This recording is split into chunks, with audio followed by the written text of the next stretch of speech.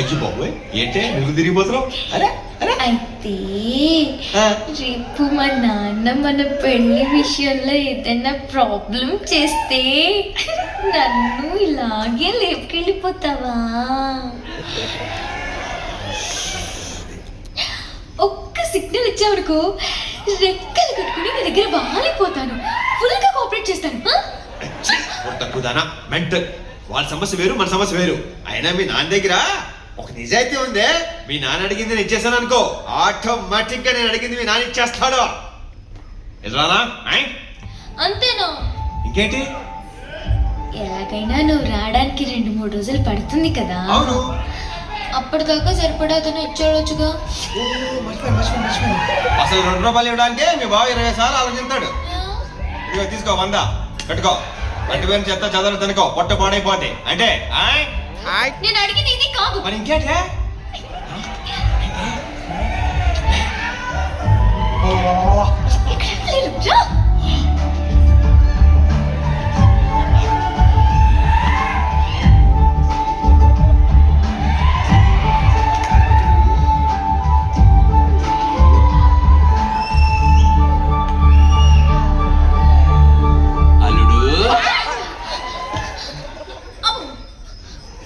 ఇక్కడ ఉన్నాను.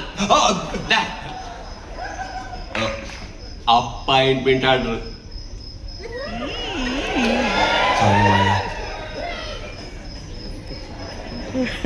కానీ నీ నిజాయితీ నాకు తెగ నచ్చేసింది మాయ. ఇదెందుకు? నేను దాచుకునే డబ్బులు లవర్స్ని కలపడానికి ఉపయోగపడుతున్నందుకు చాలా సంతోషంగా ఉంది. రేపు మనకి ఏదైనా ప్రాబ్లం వస్తే ఇలాగే ఎవరైనా హెల్ప్ చేస్తారు. ఉంచండి, డీజిల్ కన్నా ఉపయోగపడుతుంది కదా. ఏ మన పెళ్ళికి అలాంటి ప్రాబ్లమ్స్ ఏం రావు. ఏం మాట్లాడు. మీ అన్నీ వస్తున్నాడు. Jam jam వచ్చేసాడా? ఏ అంత మెల్లగనా? త్వరగెళ్ళు. ఎందుకు? మన విషయం వాడికి ఎప్పుడో తెలుసు కదా. కానీ ఆ విషయం మనకు తెలియనట్టు ఉండాలి. అర్థమైందా? అర్థమైందిలే. హాయ్. హాయ్ రా. ఏంటి హాయ్? ఒంటరిగా ఎంతసేపు వెయిట్ చేసేది? వచ్చేసాం కదరా. వచ్చారులే. ఇప్పుడు టైం ఎంత?